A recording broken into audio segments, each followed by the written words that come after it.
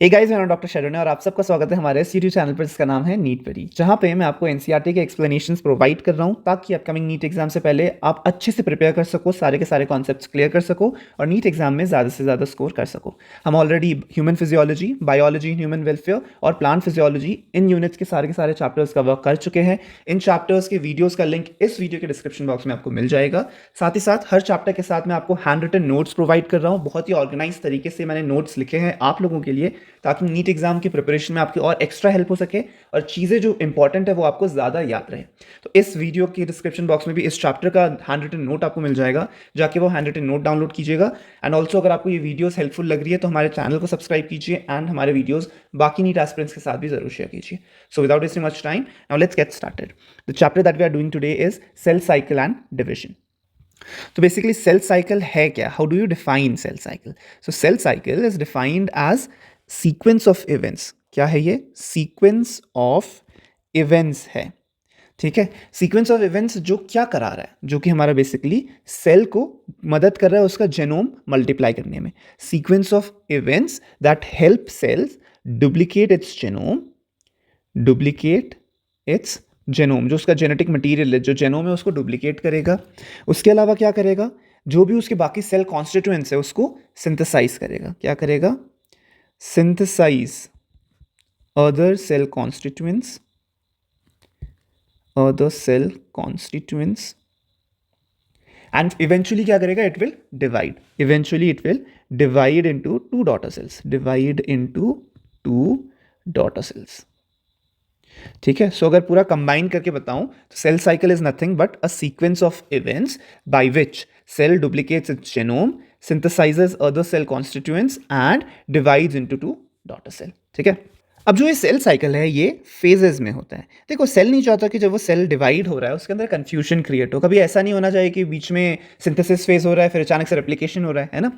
तो सेल चाहता है कि बहुत ही ऑर्गेनाइज तरीके से ये सेल डिवीजन हो, इसीलिए सेल ने सेल डिवीजन को दो फेजेस में डिवाइड कर रखा है।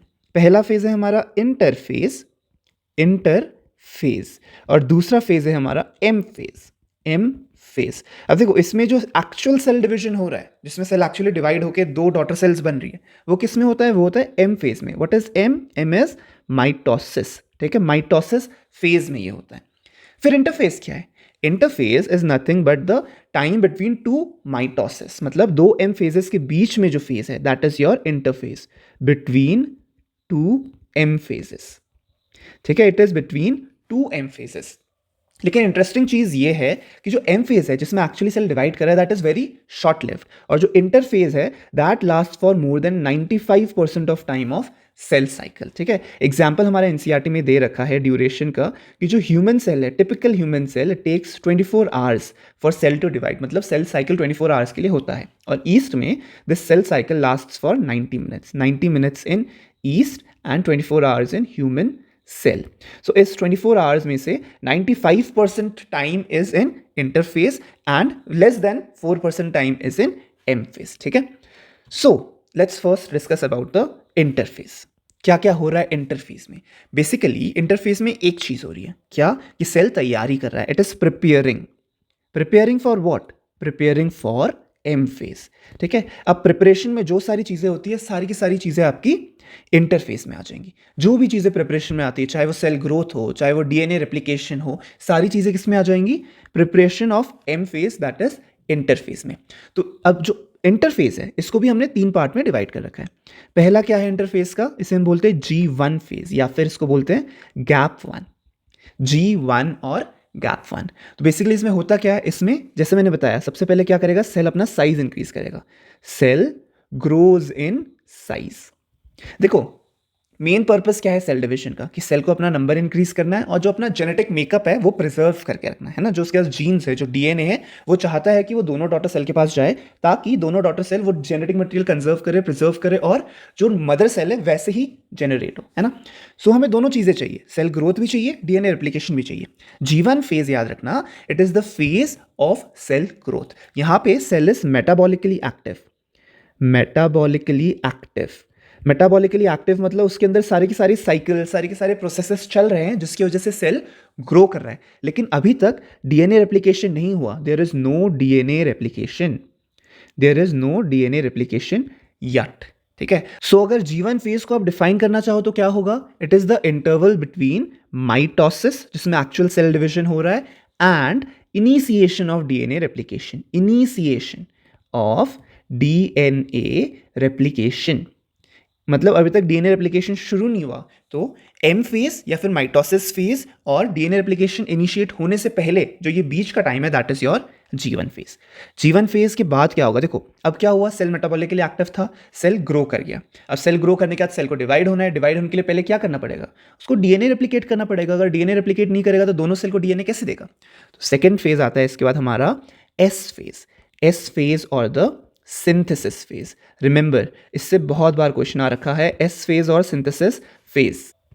क्या होगा एस फेज में, S phase is the phase जहां पे हमारा डीएनए रेप्लिकेट होगा। क्या होगा यहाँ पे, डीएनए रेप्लिकेशन होगा। मतलब कि अगर पहले हमारे पास 2C was the amount of DNA, देखो यहाँ पे क्रोमोसोम नंबर की बात नहीं करें, क्रोमोसोम के अंदर जो हमारे पास जेनेटिक मटेरियल है डीएनए उसके अमाउंट की बात करें। ठीक है, तो अगर हमारे पास क्रोमोसोम्स के अंदर पहले 2C डीएनए था तो अब रेप्लिकेशन होने के बाद ये अमाउंट डबल हो जाएगा। डबल मतलब now it will become 4C, लेकिन नंबर ऑफ क्रोमोसोम्स सेम रहेगा। यही यहाँ पे कैच है, number of chromosomes are same. मतलब ये कि सिंथेसिस फेज से पहले अगर 2n क्रोमोसोम है तो सिंथेसिस फेज के बाद भी 2n क्रोमोसोम ही होगा, लेकिन पहले 2n क्रोमोसोम में 2C डीएनए था, अब उसी 2n क्रोमोसोम में 4C डीएनए होगा। So S phase, remember there is only and only DNA replication, there is no change in number of chromosomes. ठीक है, और क्या होगा यहाँ पे, सेल डिवीजन के लिए एक और स्ट्रक्चर हमें चाहिए, एक और ऑर्गेनेल चाहिए, दैट इज आर सेंट्रियोल। तो ये भी क्वेश्चन आया है, centriole division occurs in which phase, या centriole duplication occurs in which phase, G1 phase, M phase, S phase, G2 phase. So remember it is the S phase in which centriole duplication takes place. And centriole located कहाँ पे है, कहाँ पे है ये centriole organelle? Centriole organelle is in cytoplasm. ठीक है, it is located in cytoplasm. So that is your S phase. S phase में क्या याद रखना है आपको, DNA replication is what you need to remember. उसके बाद फिर आता है हमारा G2 phase. What is G2 phase? G2 is nothing but gap 2. ठीक है, अब गैप 2 में क्या होगा, गैप 2 जैसे हमारा गैप 1 हो रहा था, गैप 1 में क्या हो रहा था, सेल कंटिन्यू कर रहा था ग्रो करना। अब हमारा डीएनए रेप्लिकेशन हो गया, लेकिन cell will continue to grow in this phase.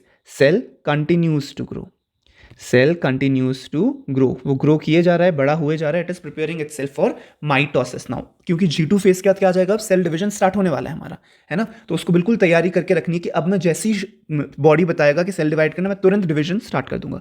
So cell will continue to grow and protein synthesis happens.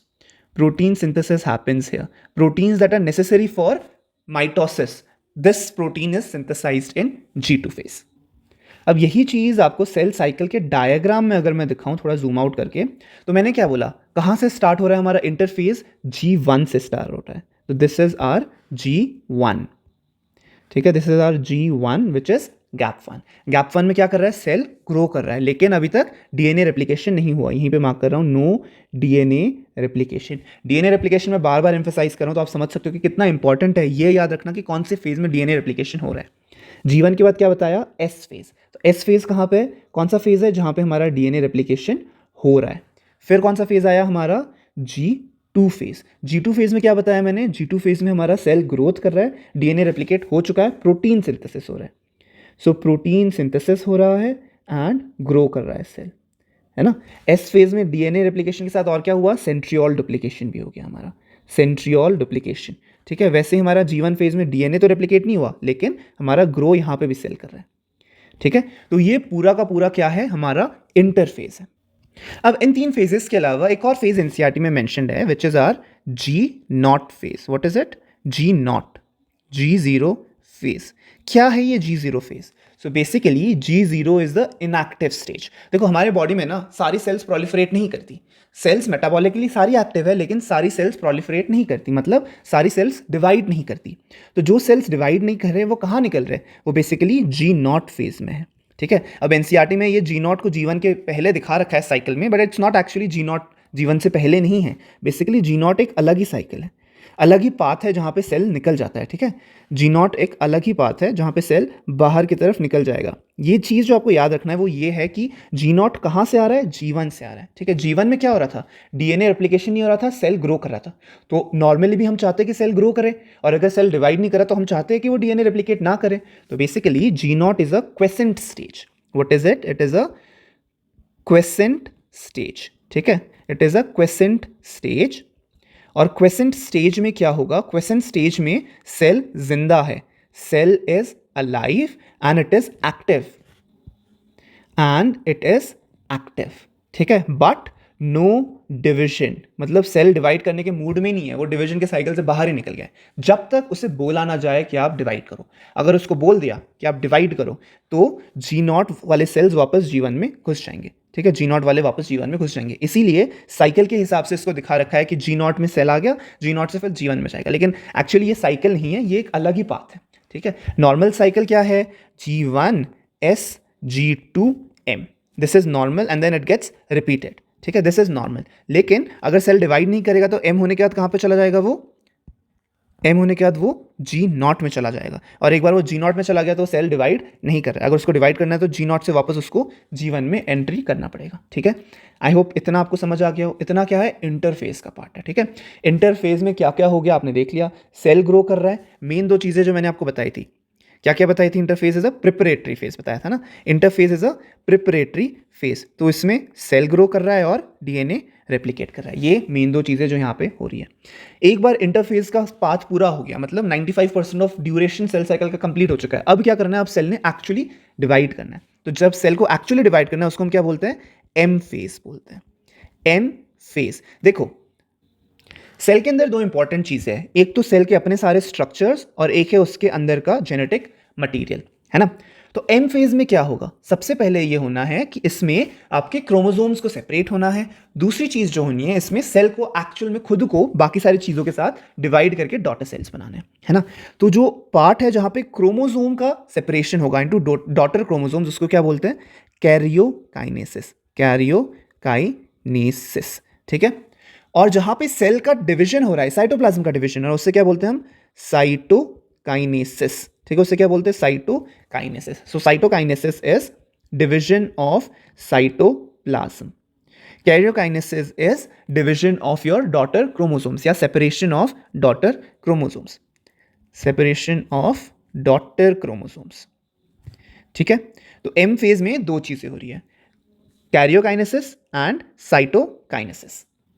अब इसमें भी जो कैरियोकाइनेसिस है इसको आप चार पार्ट में डिवाइड कर सकते हो, लेकिन ये जो चार पार्ट अब मैं बता रहा हूं this is not clear cut division. Clear cut division मतलब ऐसा क्लियर नहीं बताया कि यहां तक ये पार्ट है और इस टाइम के बाद ये पार्ट शुरू हो गया, इस टाइम के बाद ये तीसरा पार्ट शुरू हो गया, तीसरा फेज शुरू हो गया, ठीक है। तो क्लियर कट डिवीजन नहीं है, लेकिन फॉर बेटर अंडरस्टैंडिंग ये चार पार्ट में डिवाइड कर रखा है। क्या है ये चार पार्ट कैरियोकाइनेसिस का, सबसे पहले आता है हमारा प्रोफेज। अभी के लिए नाम याद रखो, उसके बाद मैं डिटेल में समझाऊंगा कि क्या क्या हो रहा है इन फेजेस में, ठीक है। प्रोफेज, फिर क्या आता है, मेटाफेज, मेटाफेज, फिर क्या आता है, एनाफेज, क्या, एनाफेज, और फाइनली जो फोर्थ फेज क्या है वो है टीलोफेज, क्या है, टीलोफेज, ठीक है। इजी है याद रखना, मुश्किल नहीं है। चार फेजेस, प्रो, मेटा, एना, टीलो, ठीक है। Prophase, metaphase, anaphase, telophase. अगर यही चीज सेल साइकिल में दिखाऊं तो जी नॉट के बाद क्या बोला मैंने, जी नॉट के बाद हमारा एम फेज स्टार्ट हो जाएगा, माइटोसिस स्टार्ट हो जाएगा। तो सबसे पहला क्या है माइटोसिस में, इट इज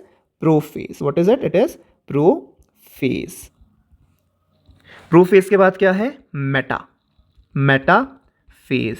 मेटाफेज के बाद क्या है, एनाफेज, करेक्ट। एनाफेज के बाद क्या है, टीलोफेज। अब टीलोफेज तक हमारा क्या होगा, हमारे डॉटर क्रोमोसोम्स सेपरेट हो गए, टीलोफेज।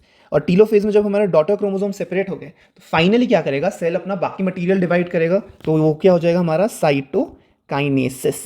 देखो साइटोकाइनेसिस नाम से पता चल रहा है, साइटो किसको रेफर कर रहा है, साइटोप्लाज्म को, काइनेसिस क्या है, डिवाइड होना, है ना। तो साइटोकाइनेसिस। और प्रोफेज टू टीलोफेज क्या है हमारा, this is karyokinesis. What is it, it is karyokinesis.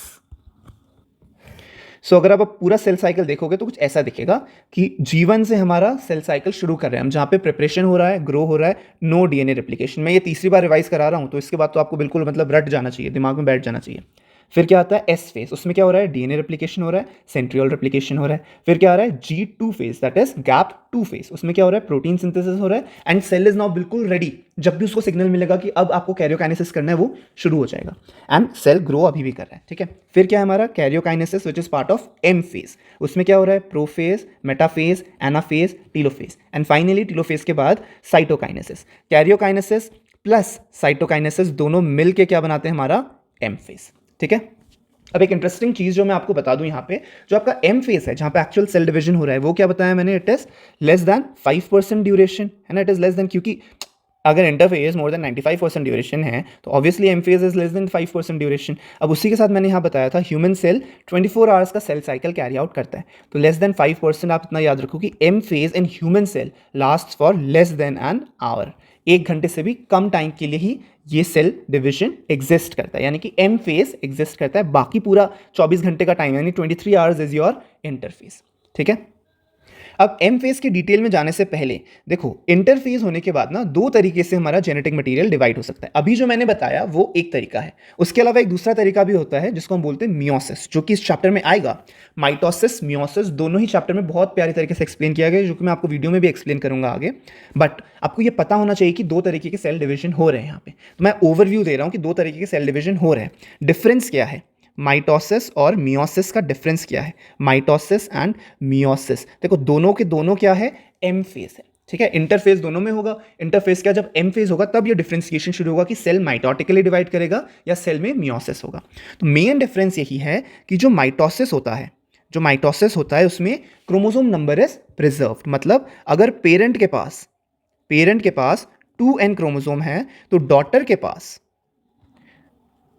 पास भी 2n ही होगा, ठीक है, मतलब chromosome number is preserved. Meiosis में क्या होता है, ये चीज हाफ हो जाती है, मतलब अगर पेरेंट सेल के पास 2n क्रोमोसोम है तो डॉटर सेल के पास कितने होंगे, डॉटर सेल के पास n क्रोमोसोम्स होंगे, मतलब हमारा नंबर ऑफ क्रोमोसोम क्या हो गया, इट हैज हाफ, 2n को आधा करके सिर्फ n आया है, ठीक है। ये क्यों जरूरी है, मियोसिस का क्या सिग्निफिकेंस है, माइटोसिस का क्या सिग्निफिकेंस है, ये पूरा डिटेल अब आपको मैं आगे बताने वाला हूं। First will start with mitosis, then will move on to meiosis.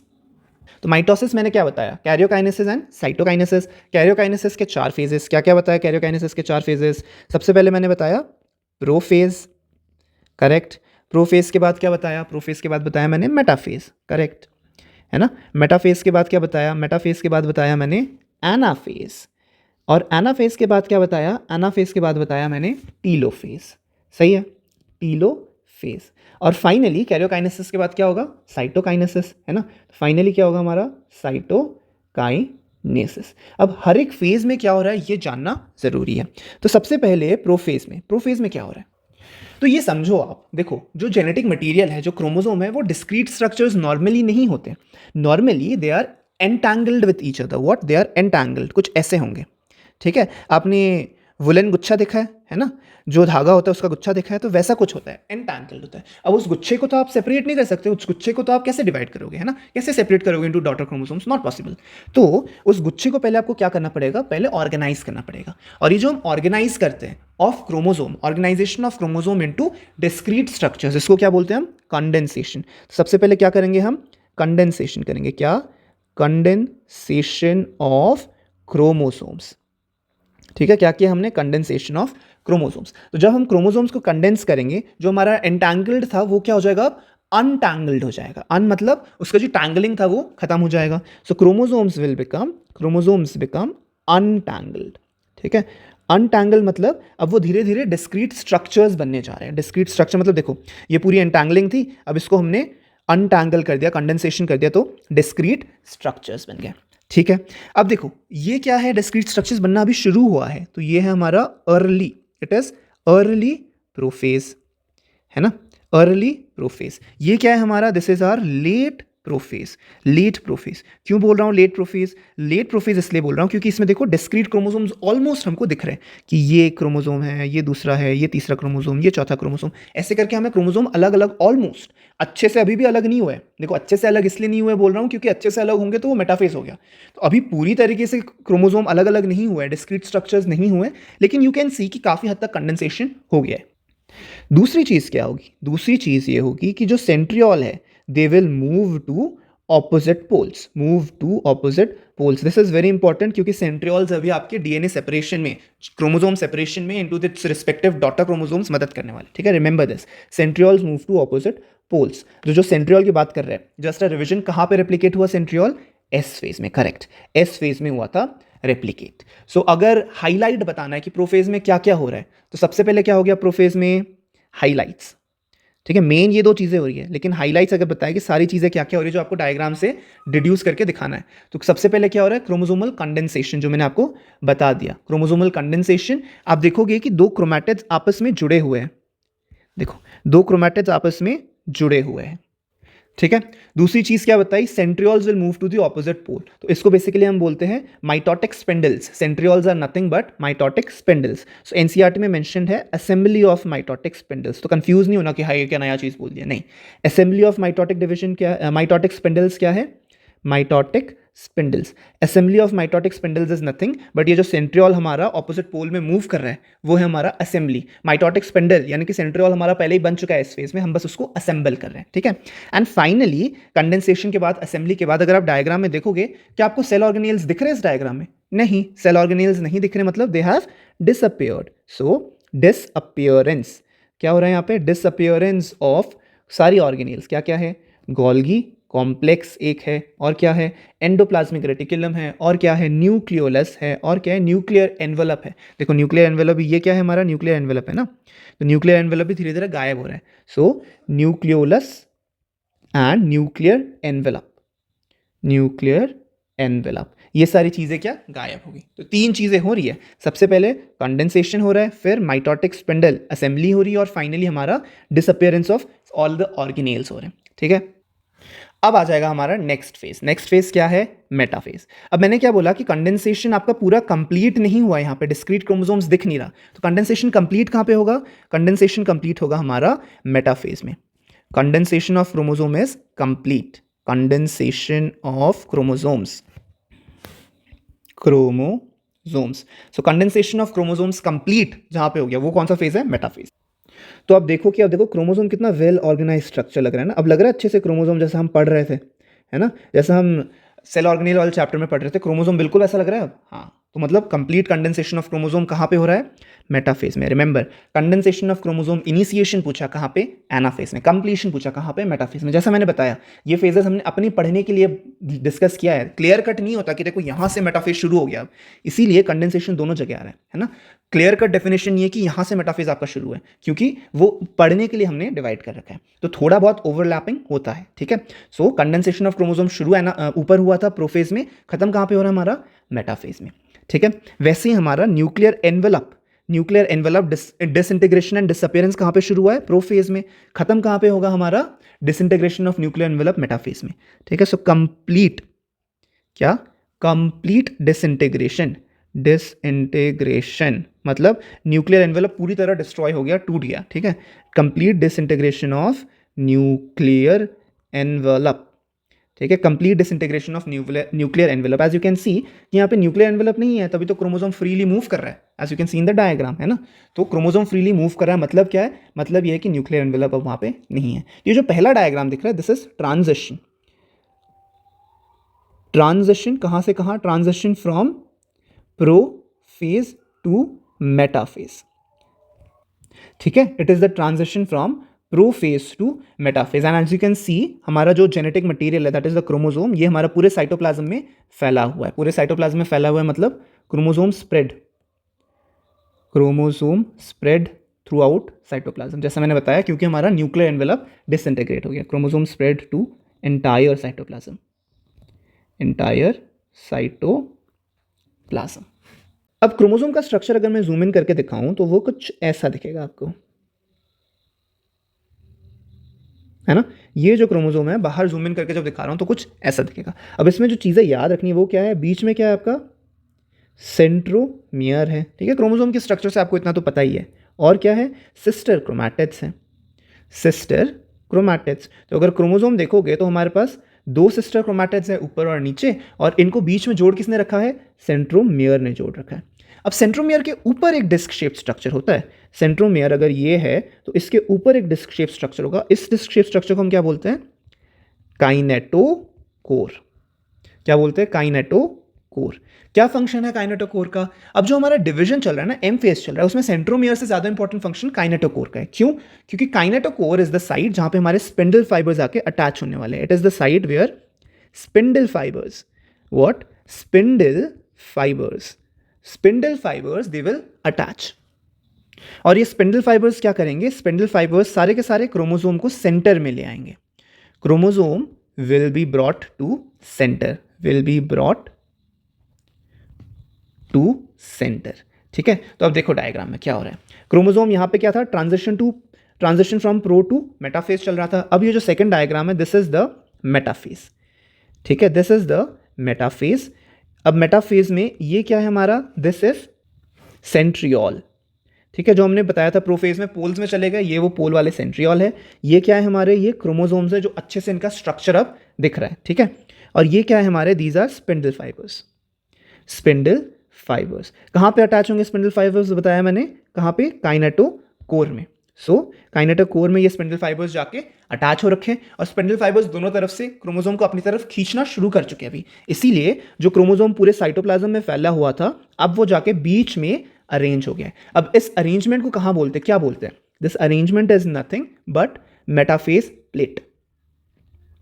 क्या है ये? It is metaphase plate. So the plane of arrangement of chromosome at metaphase is called as the metaphase plate. Plane of arrangement है ये, plane of arrangement, इसको क्या बोला हमने? Metaphase plate, ठीक है। इतना आपको समझ आ गया? ठीक है। सो की हाइलाइट्स क्या क्या है मेटाफेज का? फिर key highlights, what are the key highlights? Key highlights में सबसे पहले क्या हुआ? सबसे पहले हमारा स्पिंडल फाइबर्स काइनेटोकोर से जाके अटैच हुआ, स्पिंडल फाइबर्स काइनेटोकोर से अटैच हुआ, ठीक है। फिर क्या हुआ? स्पिंडल फाइबर्स ने क्या किया? हमारे जो क्रोमोसोम्स हैं उनको सेंटर में अलाई किया, मतलब इक्वेटर में अलाई किया। और जब वो इक्वेटर में अलाई हुआ तो उसको हमने क्या बोला? मेटाफेज प्लेट बोला, मेटाफेज प्लेट, सही है। तो ये दो चीजें हमारा मेटाफेज में हो गया।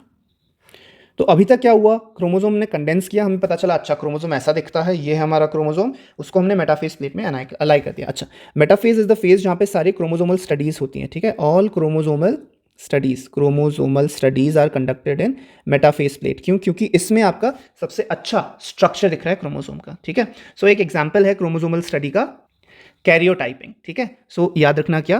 कैरियोटाइपिंग। वैसे बताएंगे इसको जेनेटिक्स वाले चैप्टर में, डिटेल में बताएंगे थोड़ा सा, लेकिन अभी के लिए इतना याद रखो। अगर एग्जाम में पूछा karyotyping is done in which stage of cell cycle, क्या है आंसर? मेटाफेज, ठीक है। This is just one MCQ that might come, इसलिए मैं आपको हाईलाइट कर रहा हूं। Now let's move to the third phase. क्या हो रहा है इस फेज में? अब यह है हमारा एनाफेज। अब देखो क्रोमोसोम अरेंज हो गया, हम क्या चाहते हैं? हम क्रोमोसोम को डिवाइड करना चाहते हैं ताकि हम दो डॉटर जो सेल्स बनने वाले हैं उन दोनों को क्रोमोसोम दे सके।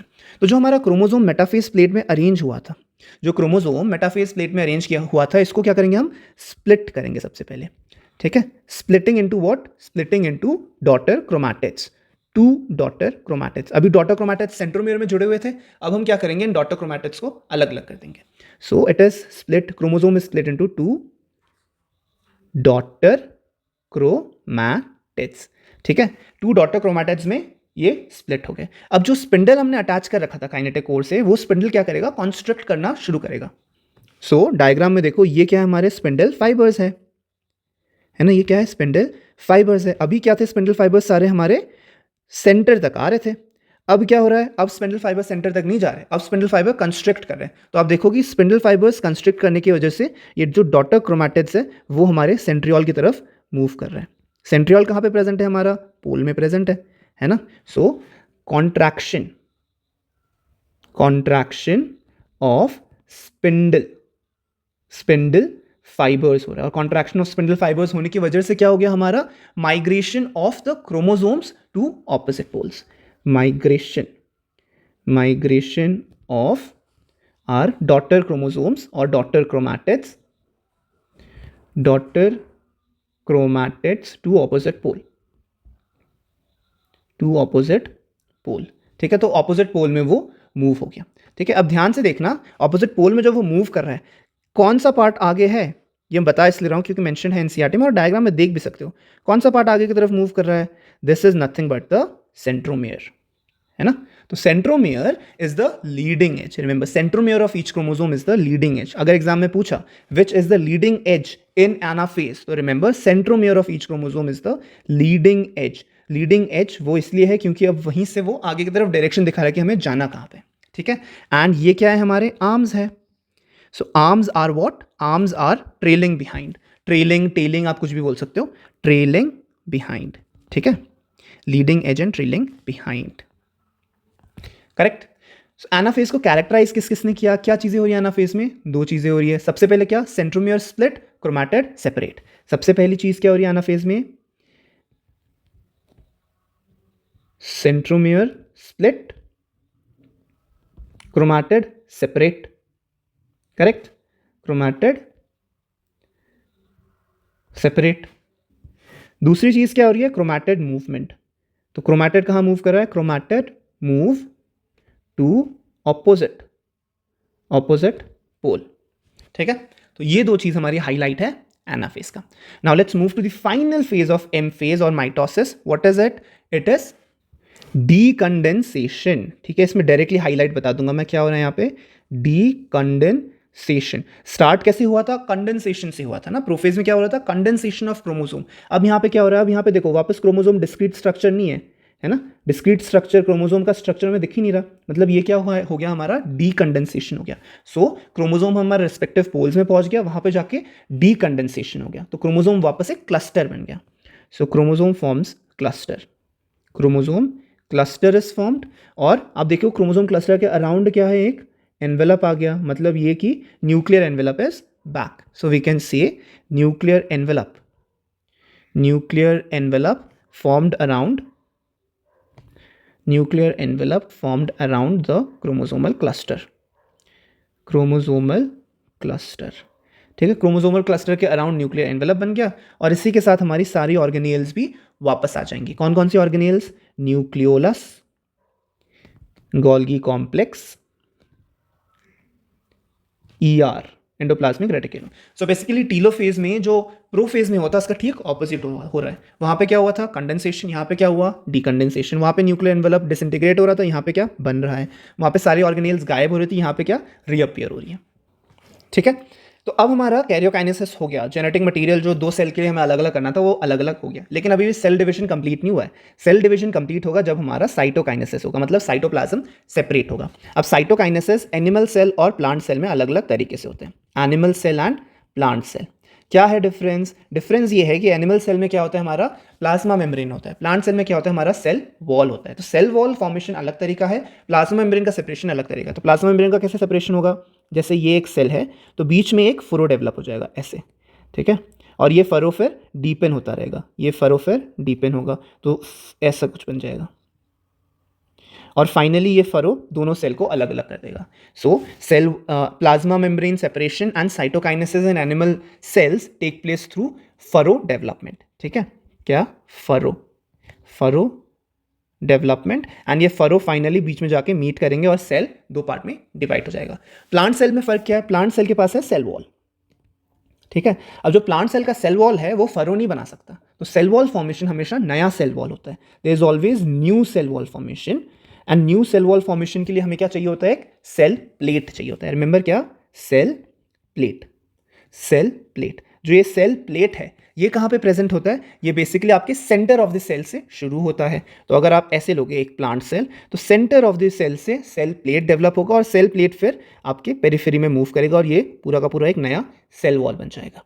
ठीक है. और जब सेल वॉल बन जाएगा तो सेंटर ऑफ प्लेट किस में कन्वर्ट हो जाएगा, centre of plate gets converted into, ये बन गया ना नया सेल वॉल. अब तो जो centre of plate black colour का, जहाँ से सेल प्लेट जहाँ से सेंटर था, जहाँ से शुरू हुआ सेल वॉल फॉर्मेशन, वो क्या बनाएगा, वो बन जाएगा हमारा middle lamella. It forms the middle lamella. ठीक है. It forms the middle lamella of adjacent sales. ठीक है. इसके अलावा जो सेल ऑर्गेनेल्स होते हैं हमारे पास, वो दोनों डॉटर सेल्स में इक्वली डिवाइड कर देंगे. कुछ ऊपर डॉटर सेल में जाएंगे, कुछ नीचे वाला डॉटर सेल में इक्वली जाएंगे और डिवाइड हो जाएंगे बराबरी तरीके से. ठीक है.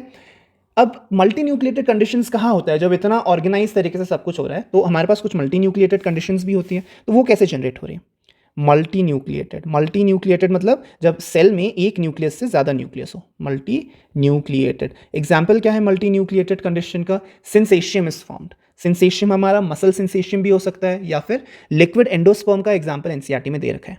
क्या? Syncytium is formed. और एग्जाम्पल एनसीईआरटी में coconut, liquid endosperm of coconut दे रखा है। मसल भी हमारा सिंसेशियम बनाता है। कहाँ का मसल? Heart muscle. ठीक है, हार्ट मसल भी सिंसेशियम बनाता है। तो कैसे होता है? अगर कैरियोकाइनेसिस के बाद, कैरियोकाइनेसिस हो गया, हमारा क्रोमोसोमल मटेरियल डिवाइड हो गया, दो न्यूक्लियस आ गए, लेकिन कैरियोकाइनेसिस के बाद अगर साइटोकाइनेसिस नहीं हुआ, if cytokinesis does not follow karyokinesis, तो क्या होगा हमारा? ऑब्वियसली मल्टी न्यूक्लिएटेड कंडीशन हो जाएगा, क्योंकि सेल तो डिवाइड नहीं हुआ लेकिन न्यूक्लियस डिवाइड हो गया, है ना। तो एक सेल के अंदर मल्टीपल न्यूक्लियस आ जाएंगे, तो क्या है हमारा? That is a multi nucleated syncytium. So that is the entire mitosis for you, M phase जो हमारा चल रहा है। ठीक है, अब इससे पहले कि हम मियोसिस में मूव करें, what is the significance? What is the significance? क्यों ज़रूरी है ये चीज़? क्यों ज़रूरी है mitosis? What is the significance of mitosis? सबसे पहली चीज़ ग्रोथ। ठीक है, देखो आपको पता है मल्टी सेलुलर ऑर्गेनिज्म कहाँ से आता है? एक सिंगल सेल से स्टार्ट होता है ना, चाहे वो प्लांट हो, चाहे वो ह्यूमंस हो, चाहे वो कितना ही कॉम्प्लेक्स मल्टी सेलुलर ऑर्गेनिज्म क्यों ना हो, it always starts from single cell. तो इस सिंगल सेल से इतना बड़ा ऑर्गेनिज्म कैसे डेवलप होता है? और ऐसा नहीं कि सीधा मैक्सिमम साइज का डेवलप होता है। ग्रोथ हमारे ह्यूमंस में ओवर टाइम होती है ना। पहले आप बेबी होते हो, बेबी से फिर बड़े होते हो, बड़े होने के बाद फिर मैच्योर अडल्ट होते हो, है ना। तो ग्रोथ हो रहा है ओवर टाइम। सो जो ये ग्रोथ है मल्टी सेलुलर ऑर्गेनिज्म का, that is because of mitosis, है ना। क्यों जरूरी है माइटोसिस? अगर आपके सेल्स का जेनेटिक मेकअप सेम नहीं होगा तो वो आपस में मिलकर काम कैसे करेंगे? और अगर आप चाहते हो कि आपके सेल्स का जेनेटिक मेकअप सेम रहे, जेनेटिक मेकअप सेम रहे, तो आपको कौन सा डिवीजन करना पड़ेगा? माइटोसिस करना पड़ेगा, क्योंकि मियोसिस में तो क्रोमोसोम हाफ हो रहा है, तो जेनेटिक मेकअप तो सेम नहीं है ना हर सेल का मियोसिस में। लेकिन माइटोसिस में क्या है? हर सेल, चाहे वो लिवर का सेल हो, चाहे वो आई का सेल हो, चाहे वो नर्व सेल हो, हर सेल का genetic makeup will be same. दूसरा क्या सिग्निफिकेंस है? दूसरा significance is restoring of nucleo cytoplasmic. क्या? Nucleocytoplasmic ratio. अब देखो, न्यूक्लियस है हमारे पास और एक साइटोप्लाज्म है, बीच में न्यूक्लियस, बाहर साइटोप्लाज्म। अब जैसे जैसे ये ग्रो करेगा क्या होगा? न्यूक्लियस का साइज वही है लेकिन साइटोप्लाज्म का साइज बढ़ता रहेगा। तो ये रेशियो डिस्टर्ब हो रहा है। अब हम नहीं चाहते कि ये रेशियो डिस्टर्ब हो, है ना, क्योंकि this ratio is very very important for the cell. सारे फंक्शंस के लिए उसका size, nucleocytoplasmic ratio is very important. तो ये रेशियो मेंटेन करना जरूरी है। रेशियो मेंटेन करने के लिए क्या करेंगे हम? डिवीजन कैरी आउट करेंगे। क्या डिवीजन कैरी आउट करेंगे? तो इसको अगर आप डिवाइड कर दोगे तो देखोगे कि ऐसे दो आ जाएंगे, और जो इनिशियल था न्यूक्लियस और साइटोप्लाज्म, सिमिलर साइज के, सिमिलर रेशियो के ये दो सेल्स आ गए। तो जब माइटोसिस होता है तो this nucleocytoplasmic ratio gets restored. Nucleocytoplasmic ratio is nothing but ratio of volume of nucleus to volume of cytoplasm. ठीक है, so restoring of nucleocytoplasmic ratio. तीसरा रोल, रिपेयर। क्या repair? Repair of all the cells. ठीक है, जैसे कि humans में अगर हम बात करें, epidermis, skin, lining of gut, blood cells. ठीक है, किसकी बात कर रहा हूं मैं? Blood cells, lining of gut जो कि हमारा म्यूकोजल लाइनिंग है, लाइनिंग ऑफ गट, स्किन, है ना, ये कॉन्स्टेंटली शेड होते रहते हैं। स्किन कॉन्स्टेंटली शेड होगा, lining of gut constantly damage हो रहा है हमारा, ब्लड सेल कॉन्स्टेंटली मर रहे हैं हमारे। तो ये जो मर रहे हैं, जो डैमेज हो रहे हैं, उनको रिप्लेस भी तो करना है। रिप्लेस कौन करेगा? That replacement is happening because of the mitosis. ठीक है, that replacement is happening because of mitosis. And fourth, the continuous growth in plant. Continuous growth, कि प्लांट जो है वो बढ़े जा रहा है, बढ़े जा रहा है, बढ़े जा रहा है। ग्रोथ ऑफ प्लांट, जो प्लांट का ग्रोथ ऐसा हुए जा रहा है, चले जा रहा है, वो किसकी वजह से? वो होता है क्योंकि हमारा मेरिस्टेमेटिक टिश्यू खत्म नहीं हो रहा। और मेरिस्टेमेटिक टिश्यू खत्म क्यों नहीं हो रहा? क्योंकि मेरिस्टेमेटिक टिश्यू कैसे डिवाइड करता है? मेरिस्टेमेटिक टिश्यू डिवीजन कैसे हो रहा है? मेरिस्टेमेटिक टिश्यू डिवीजन हो रहा है हमारा माइटोसिस से। ठीक है, mitosis is resulting in meristematic tissue division. ठीक है, तो ये 4 पॉइंट्स है हमारा सिग्निफिकेंस किस चीज का? माइटोसिस का। तो माइटोसिस आपको बता दिया मैंने, सारी के सारी फेजेस माइटोसिस के बता दिए और माइटोसिस का सिग्निफिकेंस भी बता दिया। Now I will tell you about the meiosis. So सबसे पहले मियोसिस को हम डिफाइन कैसे करते हैं और इसके क्या की फीचर्स है? सो मियोसिस को हम डिफाइन करते हैं as the cell division. It is what? It is the cell division in which chromosome number will half chromosomes. सो मतलब ये कि जो पेरेंट सेल है उसमें अगर 2n है, that is if the parent cell is diploid, cell division होने के बाद क्रोमोसोम नंबर हाफ हो जाएगा। 2n का हाफ क्या होगा? n, और क्रोमोसोम नंबर हाफ हो गया तो ये कैसे सेल्स हो गए? ये हो जाएंगे हमारे haploid cells. So parent cells divide into haploid daughter cells. ठीक है, कब होता है मियोसिस? ड्यूरिंग गमीटोजेनेसिस, याद रखना, ड्यूरिंग गमीटोजेनेसिस। गमीटोजेनेसिस के अलावा और कभी भी ये चीज़ हो नहीं रही है। क्यों? क्योंकि गमीटोजेनेसिस के टाइम में ही हम चाहते हैं कि जो हमारा डिप्लॉइड सेल है उसका हेप्लॉइड डॉटर निकले, ताकि जब फर्टिलाइजेशन होगा तो वापस वो डिप्लॉइड फेज आ जाएगा। फर्टिलाइजेशन में होता क्या है? एक मेल गैमीट आएगा जो कि एन होगा, और एक फीमेल गैमीट आएगा जो कि अगेन एन होगा। ये दोनों फर्टिलाइज करके 2n बना देंगे। अब देखो 2n और 2n अगर मिल रहे होते तो 4n बन जाता। फिर अगर ये वापस माइटोसिस से ही गमीट्स बना रहे होते तो 4n प्लस 4n मिलके 8n हो जाता। तो ये तो क्रोमोसोम नंबर एक्सपोनेंशियली राइज होता रहता है ना, लेकिन हम ये नहीं चाहते हैं। We don't want chromosome number to rise, we want chromosome number to stay constant, है ना। एक ही क्रोमोसोम नंबर हम सारे सेल्स में चाहते हैं और सारे ऑर्गेनिजम्स में भी हर जनरेशन के वही क्रोमोसोम नंबर चाहते हैं। इसीलिए हमारा मियोटिक डिविजन होता है, मियोसिस होता है, ताकि जो क्रोमोसोमल नंबर है उसको हम प्रिजर्व करके रखें in every generation of the species. अब क्या है की फीचर्स हमारा मियोसिस का? सबसे पहले तो मियोसिस होता क्या है? मियोसिस 2 स्टेजेस में होता है।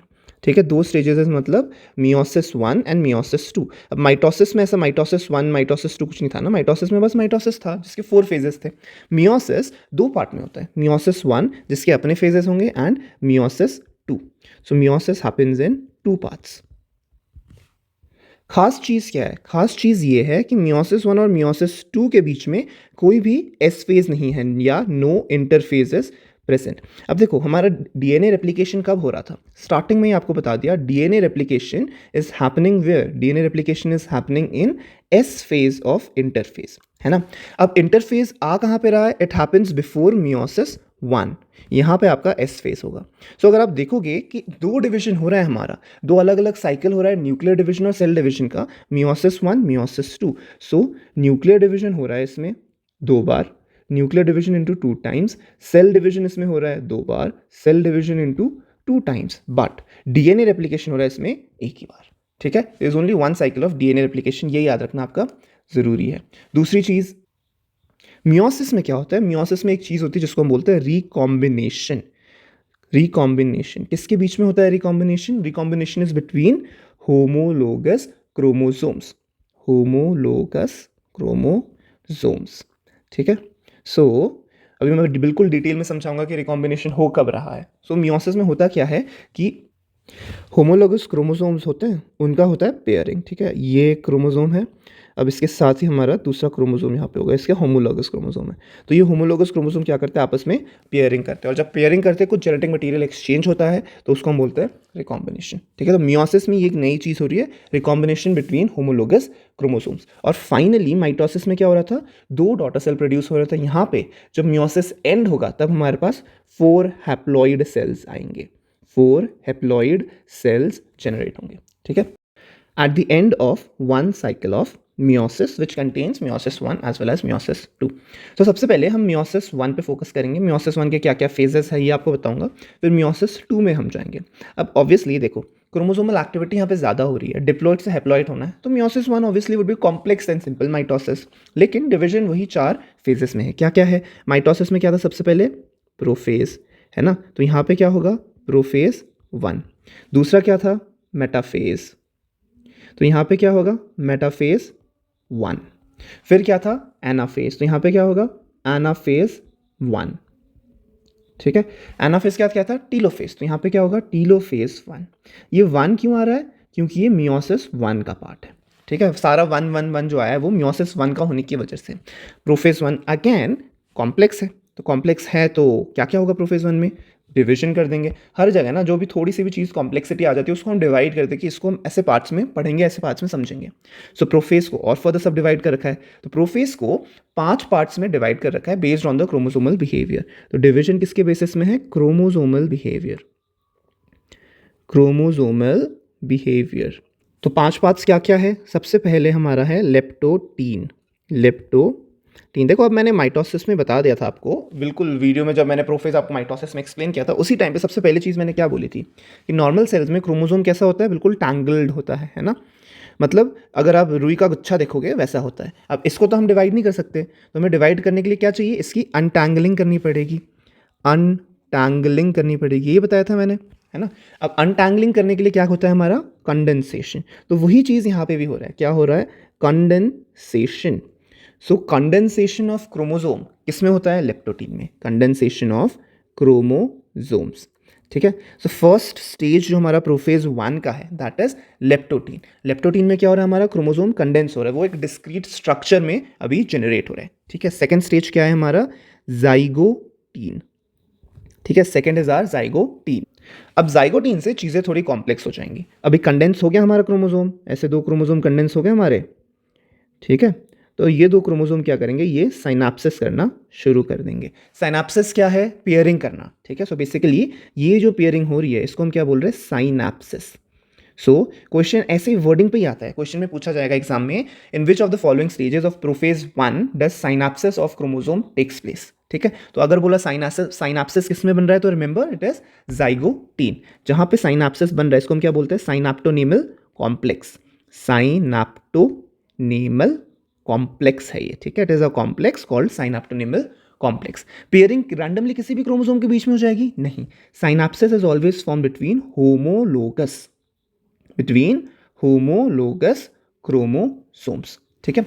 और ये जो साइनाप्स्ड क्रोमोसोम है, 2 क्रोमोसोम आपस में जुड़ गए, इसको क्या बोलेंगे हम, या तो बोलेंगे बाइवेलेंट, बाइवेलेंट क्यों, क्योंकि 2 क्रोमोसोम्स जुड़े हैं, या बोलेंगे इसको टेट्राड, टेट्राड क्यों, क्योंकि इसमें 4 पेयर ऑफ सिस्टर क्रोमैटिड्स है, ठीक है, या तो बोलेंगे उसे टेट्राड, ठीक है। ये क्या है हमारा, जाइगोटीन है। जाइगोटीन में क्या हुआ, साइनाप्सिस हुआ। एक एक वर्ड याद रखना है आपको, कंडेंसेशन, साइनाप्सिस, ठीक है। फिर थर्ड क्या है, उसके बाद आता है हमारा पैचीटीन, ठीक है। पैचीटीन में क्या होगा, पैचीटीन में होगा आपका क्रॉसिंग ओवर, ठीक है। क्या, क्रॉसिंग ओवर। क्या होता है ये क्रॉसिंग ओवर, क्रॉसिंग ओवर कुछ भी नहीं है, बेसिकली यहाँ पे क्या हुआ, साइनाप्सिस बना, है ना। अब जब साइनाप्सिस बन रहा है तो कुछ जेनेटिक मटेरियल एक्सचेंज होगा, तभी तो साइनाप्सिस बनने का फायदा है, बिना क्रोमोसोम जोड़ के क्रोमोसोम तोड़ने ही तो क्या फायदा उसका। सो क्रॉसिंग ओवर में क्या होगा, crossing over is nothing but exchange of genetic material between homologous chromosomes. How do you define crossing over, exchange, genetic material exchange हो रहा है between 2 homologous chromosomes, exchange of genetic material between 2 homologous chromosomes, ठीक है। सो ये एक homologous chromosome है, ये दूसरा होमोलोगस क्रोमोसोम है, दोनों के बीच में यहाँ पे जेनेटिक मटेरियल एक्सचेंज हो रहा है, ठीक है। तो इसको हम क्या बोलते हैं, क्रॉसिंग ओवर बोलते हैं। जहाँ पे जेनेटिक मटेरियल एक्सचेंज हो रहा है उसे हम क्या बोलते हैं, रिकॉम्बिनेंट नोड्यूल बोलते हैं, रिकॉम्बिनेंट नोड्यूल या रिकॉम्बिनेशन नोड्यूल, ठीक है, रिकॉम्बिनेशन नोड्यूल बोलते हैं। अब ये जो क्रॉसिंग ओवर हो रहा है एक एंजाइम इसमें मदद करता है, क्या एंजाइम है, रिकॉम्बिनेज, रिकॉम्बिनेशन हो रहा है ना, यहाँ पे जेनेटिक मटेरियल एक्सचेंज हो रहा है, तो कौन सा एंजाइम आ गया, रिकॉम्बिनेज। तो पैचीटीन में जो चीज़ आपको याद रखनी है वो है crossing over and recombination nodules, ठीक है। फिर आता है हमारा फोर्थ स्टेज, क्या है, डिप्लोटीन, डिप्लोटीन। डिप्लोटीन में क्या होगा, डिप्लोटीन में अब साइनाप्टोनेमल कॉम्प्लेक्स जो बना था हमारा जाइगोटीन में वो डिसॉल्व होना शुरू हो जाएगा, क्या होगा, साइनाप्टोनेमल कॉम्प्लेक्स, साइनाप्टोनेमल कॉम्प्लेक्स विल डिसॉल्व, ठीक है। अब साइनाप्टोनेमल कॉम्प्लेक्स डिसॉल्व होने के अलावा और क्या होगा यहाँ पे, कियाज्मेटा फॉर्मेशन, क्या होगा, कियाज्मेटा फॉर्मेशन। क्या है ये कियाज्मेटा, अब देखो ऊपर डायग्राम में एक एक पॉइंट में ही बस क्रोमोसोम जुड़ा हुआ है, करेक्ट, बाकी पॉइंट से क्रोमोसोम अलग हो चुका है। क्यों अलग होगा, क्योंकि हमारा साइनाप्टोनेमल कॉम्प्लेक्स डिसॉल्व हो गया। तो एक बार साइनाप्टोनेमल कॉम्प्लेक्स डिसॉल्व हो जाएगा तो जो अब हमारा होमोलोगस क्रोमोसोम्स है ये हर जगह से सेपरेट हो जाएंगे except for site of crossing over, जहाँ पे कोई जेनेटिक मटेरियल क्रॉस ओवर हुआ था उसके अलावा बाकी सारे साइट से ये सेपरेट हो जाएंगे। और जब ऐसा सिर्फ एक साइड पे अटैच्ड है तो आप देखोगे कि थोड़ा एक्स टाइप का लग रहा है ये, तो ये जो एक्स शेप्ड स्ट्रक्चर बना इसे हम बोलते हैं कियाज्मेटा, ठीक है। क्वेश्चन में पूछेंगे chiasmata formation occurs in which stage, so remember it is diplotene in which chiasmata formation is happening. Diplotene में एक और क्वेश्चन आता है, ये question actually sexual reproduction on human beings, sexual reproduction in human beings chapter का question है कि जो oocytes है, oocytes ऑफ ह्यूमंस और oocytes of vertebrates which is the stage in which oocytes of vertebrates are resting. So remember, oocytes of vertebrates are resting in diplotene. मतलब क्या है, अभी ज़्यादा कॉम्प्लेक्स नहीं करूंगा इसको, जब हम सेक्सुअल रिप्रोडक्शन इन ह्यूमंस पढ़ाऊंगा मैं आपको, उस टाइम पे आपको बताऊंगा कि डिप्लोटीन में कैसे वो रेस्ट कर रहा है. लेकिन अभी समझो इस बात को कि जो oocytes होते हैं ना, oocytes they develop in embryo itself. जब एक फीमेल डेवलप हो रही होती है इन मदर्स यूट्रस, तो वहाँ पे एम्ब्रियो बनता है. तो जब एम्ब्रियो से वो डेवलप हो रही है तो एम्ब्रियोनिक स्टेज में ही हमारे सारे oocytes बन चुके हैं ना फीमेल. बाद में जाके कोई भी oocytes फॉर्म नहीं होता oocytes, बट फिर डेवलप होते हैं. तो एम्ब्रियोनिक स्टेज में जो oocyte होता है वो डिवाइड करता है, नंबर इंक्रीज करता है, फिर वो मियोसिस करता है ताकि वो अपना क्रोमोसोमल नंबर n में ला सके, हैप्लॉइड बन सके. और मियोसिस जब कर रहा होता है वो डिप्लोटीन स्टेज में आके रुक जाता है, यहाँ पे आके वो रेस्ट करता है. ठीक है. उसके बाद जब एडोलेसेंस आती है, जब प्यूबर्टी आती है, जब मेंस्ट्रुअल साइकिल स्टार्ट होता है फीमेल में, जितने भी oocytes हैं वो एक एक करके डिप्लोटीन स्टेज से आगे कंटिन्यू करते हैं. They continue from diplotene stage. ठीक है. तो अभी के लिए इतना याद रखो, जो oocytes ऑफ वर्टेब्रे है उसमें diplotene stage can last from months two years. ठीक है. Two years it will last. जब मैं ह्यूमन में सेक्सुअल रिप्रोडक्शन पढ़ाऊंगा वो पूरा डिटेल में आपको पढ़ाऊंगा कि oocyte फॉर्मेशन हो कहाँ पे, कैसे रहे. तो उस टाइम पे आपको ये डिप्लोटीन वर्ड याद रखना है, diplotene stage of meiosis. Meiosis में भी कौन सा, मियोसिस 1. मियोसिस 1 में भी कौन सा, प्रोफेज 1 के डिप्लोटीन स्टेज में ये रुक गया है. ठीक है. Now let's move to the last thing that is happening in meiosis 1. क्या है, डायकाइनेसिस. डायकाइनेसिस. क्या हो रहा है डायकाइनेसिस में. अब ये लास्ट स्टेज है तो इसमें क्या होगा आपका, chiasmata terminalization. This is the highlighting word जो आपको याद रखना है, टर्मिनलाइजेशन ऑफ कियाज्माटा. ठीक है. टर्मिनलाइजेशन ऑफ कियाज्माटा होगा. बेसिकली हो क्या रहा है कि अब एक बार कियाज्माटा फॉर्मेशन हो गया, अब हम चाहते हैं कि हमारे होमोलोगस क्रोमोसोम्स धीरे धीरे सेपरेट हो. यही तो है, तभी तो सेल डिवाइड होगा ना, तभी तो मियोसिस होगा. हमें क्रोमोसोम को तो सेपरेट करना ही है. तो हम क्या करेंगे, कियाज्माटा को टर्मिनलाइज करेंगे ताकि क्रोमोसोम्स अब सेपरेट होना शुरू हो जाए. ठीक है. अगेन जैसा prophase, normal prophase of mitosis में हुआ था, और आखिरी में क्या हो रहा था, न्यूक्लियोलस डिसअपियर हो रहा था, न्यूक्लियर एनवेलप ब्रेकडाउन हो रहा था. तो वो चीज़ किस में होगी, डायकाइनेसिस में होगी. क्या, nucleolus will disappear and nuclear envelope will break down. nuclear envelope break down. ठीक है. सो क्या क्या चीज़ें हुई, 5 चीज़ें. सबसे पहले 5 स्टेजेस क्या क्या है.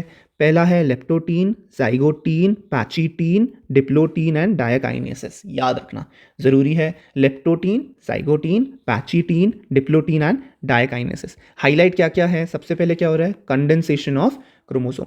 जाइगोटीन में क्या हो रहा है, साइनाप्स फॉर्मेशन. पैचीटीन में क्या हो रहा है, क्रॉसिंग ओवर, है ना. डिप्लोटीन में क्या हो रहा है, कियाज्माटा फॉर्मेशन. डायकाइनेसिस में क्या हो रहा है, टर्मिनलाइजेशन ऑफ कियाज्माटा. अगेन मैं बता रहा हूँ, ये डिट्टो इसी वर्ड से सवाल पूछेंगे, बाहर से कोई अपना कोई वर्ड लेके नहीं आएंगे. पूछेंगे सवाल, condensation of chromosome happens in, पूछेंगे सवाल, synapsis formation happens in, crossing over of chromosomes happen in, recombination nodules appear in, chiasmata formation happens in, terminalization of chiasmata happens in.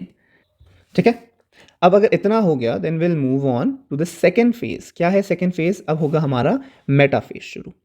ठीक है. Now will start with our metaphase. क्या होगा, देखो same चीज़ होना है. Metaphase plate में आपको chromosomes को अलाइन होना है, लेकिन देखो मेटाफेज प्लेट में जब क्रोमोसोम्स अलाइन होंगे, अब की बार अलाइनमेंट थोड़ा सा डिफरेंट है. समझ आ रहा है, देखो अलाइनमेंट डिफरेंट है ना. कैसे डिफरेंट है, यहाँ पे क्रोमोसोम्स बाईवेलेंट है. ठीक है. सो यहाँ पे क्या होगा, जो बाईवेलेंट क्रोमोसोम है उसका अलाइनमेंट होगा. नॉर्मल क्रोमोसोम्स नहीं है ये. ठीक है. Bivalent chromosomes they will align at what, they will align at metaphase plate. Metaphase plate. ठीक है. बाकी चीज़ें वही होंगी. क्या, माइक्रोट्यूब्यूल्स आएंगी ऑपोजिट साइड से, स्पिंडल्स अटैच करेंगी होमोलोगस क्रोमोसोम्स के साथ. लेकिन यहाँ पे क्या हो रहा है, पेयर ऑफ होमोलोगस क्रोमोसोम्स के साथ स्पिंडल अटैच हुई है. So spindle formation and attachment, spindles attach to pair of homologous chromosome, pair of homologous chromosomes. ठीक है. अब एनाफेज में क्या हो रहा था, एनाफेज में सेपरेट हो रहे थे और वो पोल्स की तरफ मूव कर रहे थे. यहाँ पे भी वही होगा. देखो पोल्स की तरफ, यहाँ पे मैंने स्पिंडल्स बनाए नहीं डायग्राम में, let me make it for you. Poles की तरफ मूव कर रहे हैं, है ना, ऐसे. ठीक है.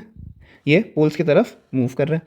लेकिन अगेन क्या चीज़ है, होमोलोगस क्रोमोसोम सेपरेट तो हो गए, लेकिन अब ये चीज़ क्या है, होमोलोगस क्रोमोसोम के सिस्टर क्रोमैटिड्स है. Sister chromatids they remain associated eight there centromere and they move. ठीक है. सो इसमें क्या हो रहा है, होमोलोगस क्रोमोसोम्स सेपरेट. वहाँ पे भी यही हो रहा था, homologous chromosomes separate sister chromatids move to opposite pole, move to opposite poles. यही है, एक नीचे की तरफ आ रहा है, एक ऊपर की तरफ जा रहा है, ठीक है। एनाफेज 1 में यही हो रहा है, माइटोसिस में भी एनाफेज में यही हो रहा था। फिर टीलोफेज में क्या होगा, टीलोफेज में हमारा न्यूक्लियर मेम्ब्रेन एंड न्यूक्लियोलस ये दोनों क्या करेंगे, दे विल रीअपियर, ठीक है। ठीक है, बनेगा क्या, साइटोकाइनेसिस होगा टीलोकाइनेसिस के बाद, है ना, वही तो हो रहा था माइटोसिस में भी, साइटोकाइनेसिस होगा। साइटोकाइनेसिस में क्या बनेगा, पहले हमारा बनेगा डाइयाड ऑफ सेल, ठीक है, डाइयाड ऑफ सेल। अभी मियोसिस कंप्लीट नहीं हुआ, मियोसिस अभी कंप्लीट नहीं हुआ है, लेकिन हमारे पास 2 सेल्स आ गई, ठीक है। सो ये है आपका पूरा का पूरा मियोसिस 1। सो अगर आप देखोगे मेटाफेज, एनाफेज, टीलोफेज 1 में कोई ज़्यादा फर्क नहीं है metaphase, anaphase, telophase of mitosis से। फर्क इतना है कि प्रोफेज 1 बहुत ज़्यादा कॉम्प्लेक्स हो गया है ना, और वहाँ पे क्या हो रहा था, माइटोसिस में क्या हो रहा था कि ऐसा कुछ प्रोसेस ही नहीं था जहाँ पे क्रॉसिंग ओवर हो या टर्मिनलाइजेशन ऑफ कियास्माटा हो, है ना। यहाँ पे क्या हो रहा है, यहाँ पे मेटाफेज में बाइवेलेंट क्रोमोसोम्स अरेंज हो रहे हैं, वहाँ पे सिंपल क्रोमोसोम्स अरेंज हो रहे थे, ठीक है। इतना समझ आ गया। तो ये क्या है आपका मियोसिस 1 है। अब 2 मियोसिस के बीच में, मियोसिस 1 ये एरो कंटिन्यू हो रहा है, मतलब इसके आगे क्या आएगा हमारा, मियोसिस 2 आएगा, ठीक है। अब मियोसिस 1 और मियोसिस 2 के बीच का जो टाइम होता है उसको हम क्या बोलते हैं, interkinesis. What is it called, interkinesis, ठीक है। Interkinesis is very short lived, और इसके बाद शुरू क्या हो जाएगा हमारा अब, प्रोफेज 2। प्रोफेज 2 देखो बड़ी प्यारी चीज़ है ये, नाम वही है, prophase metaphase anaphase telophase, prophase 1 metaphase 1 anaphase 1 telophase 1, prophase 2 metaphase 2 anaphase 2 telophase 2। चीज़ें भी बहुत ज़्यादा सिमिलर ही है, but prophase 1 is the highlight, ठीक है। Now this is what, this is meiosis 2। जैसा मैंने बताया, सबसे पहले क्या होगा, सबसे पहले हमारा होगा प्रोफेज, विच प्रोफेज, प्रोफेज 2। उसके बाद क्या होगा, मेटाफेज, विच मेटाफेज, अगेन मेटाफेज 2, करेक्ट। फिर क्या होगा, anaphase, which anaphase, anaphase 2, and finally क्या हो जाएगा हमारा, टीलोफेज, ठीक है। फाइनली हो गया हमारा टीलोफेज। अब जो आपका प्रोफेज 2, मेटाफेज 2, एनाफेज 2, टीलोफेज 2 है, these are very very very similar to mitosis. जो माइटोसिस में हो रहा था वही सारी चीज़ें यहाँ पे होंगी। क्या हो रहा था माइटोसिस में, सबसे पहले वही कंडेंसेशन, तो यहाँ पे भी कंडेंसेशन एंड कॉम्पैक्शन। तो जो हमारा टीलोफेज 1 था, उसके बाद सेल्स में क्रोमोसोम थोड़ा बहुत डीकंडेंस हो जाते हैं। तो अब मियोसिस 2 करना है तो हमें वापस क्रोमोसोम को कंडेंस करना पड़ेगा, so condensation of chromosome will happen. उसके अलावा क्या हुआ था प्रोफेज 1 में, nuclear membrane disappear and chromosomes become compact. तो यहाँ पे nucleolus and nuclear membrane disappear, ठीक है, and chromosomes become compact, chromosomes will become compact, ठीक है। फिर होगा मेटाफेज 2। मेटाफेज 2 में क्या हो रहा था, मेटाफेज 2 में अलाइनमेंट हो रहा है। कहाँ पे अलाइनमेंट हो रहा है, मेटाफेज प्लेट में। तो chromosomes align at metaphase plate, ठीक है। दूसरी चीज़ क्या हो रही थी, काइनेटोकोर्स के साथ हमारा माइक्रोट्यूब्यूल्स अटैच हो रहा था, स्पिंडल फाइबर्स अटैच हो रहे थे, है ना। तो काइनेटोकोर्स के साथ अभी भी क्या अटैच होगा हमारा, स्पिंडल फाइबर्स, ठीक है। स्पिंडल फाइबर्स अटैच हो जाएंगे और सिस्टर क्रोमैटिड्स को अपनी तरफ खींचेंगे, सिस्टर क्रोमैटिड्स को अपनी तरफ खींच रहे हैं। फिर क्या होगा, एनाफेज 2। एनाफेज 2 में क्या होगा, एनाफेज 2 बिल्कुल एनाफेज की तरह ही होगा। क्या हुआ था एनाफेज में, एनाफेज में हमारा अब सिस्टर क्रोमैटिड्स मूव करना शुरू कर जाएंगे, कहाँ पे, ऑपोजिट पोल्स में। So sister chromatids move to opposite pole, sister chromatids to opposite poles. Telophase में क्या हुआ था, टीलोफेज में फाइनली न्यूक्लियर एनवेलप आ गया था, है ना, न्यूक्लियर एनवेलप आ गया था, न्यूक्लियोलस आ गया था, और जो क्रोमोसोमल मटेरियल था उसको न्यूक्लियर एनवेलप ने एनक्लोज कर लिया था। क्रोमोसोमल मटेरियल थोड़ा बहुत डीकंडेंस होना भी स्टार्ट हो गया था, ठीक है। तो न्यूक्लियर एनवेलप ने हमारा क्रोमोसोमल मटेरियल को पूरा का पूरा एनकेस कर लिया था, यही हुआ था। लेकिन इंटरेस्टिंग चीज़ ये है कि यहाँ पे टेट्राड ऑफ सेल बन रहा है, टेट्राड ऑफ सेल। क्यों टेट्राड बन रहा है, क्योंकि हमारा यहाँ सेल डिवीजन ही 2 से स्टार्ट हो रहा है ना। ये क्या है, मियोसिस 2 है। मियोसिस 1 में एक सेल से शुरू हुआ था, डायड ऑफ सेल बना था, है ना। अब उस दोनों सेल का डिवीजन बनेगा तो फाइनली हमारे पास 4 सेल्स आ जाएंगे। तो क्या हमें मिलेगा, टेट्राड हमें मिलेगा टेट्राड ऑफ सेल्स, ठीक है। और स्टार्ट हमने कहाँ से किया था, 2n से किया था। अब हमारे पास क्या होगा, टेट्राड में n होगा। तो अगर मैं समराइज करूं, सो मियोसिस 1 मियोसिस 2 में हो क्या रहा है, मियोसिस 1 का प्रोफेज 1 जो है उसमें सारी चीज़ें हो रही है अलग माइटोसिस से।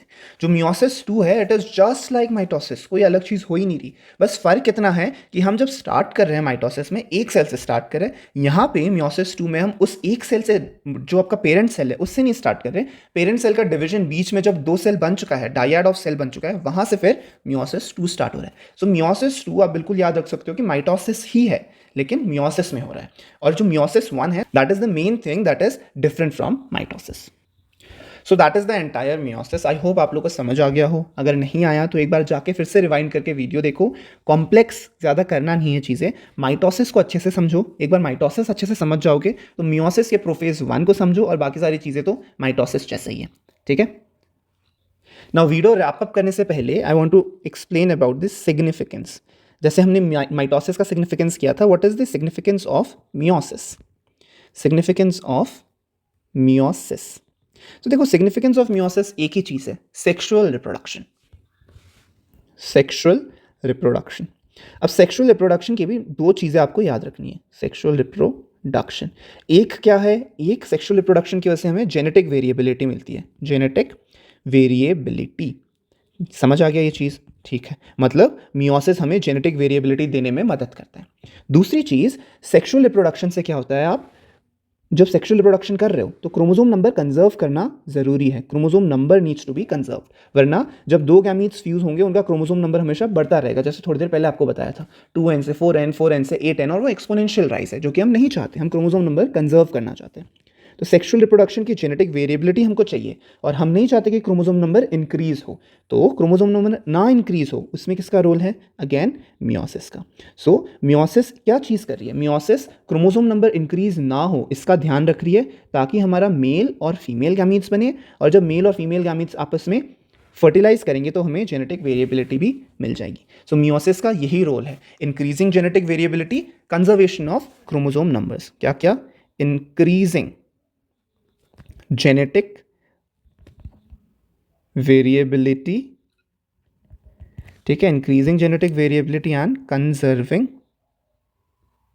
the chromosome number, ठीक है। अगर इतना आपको समझ आ गया तो आपका पूरा का पूरा चैप्टर अब कंप्लीट हो गया। मैंने आपको माइटोसिस बता दिया, सिग्निफिकेंस ऑफ माइटोसिस बता दिया, मियोसिस बता दिया, सिग्निफिकेंस ऑफ मियोसिस बता दिया, माइटोसिस दो एम फेजेस के बीच का जो इंटरफेज है वो एक्सप्लेन कर दिया।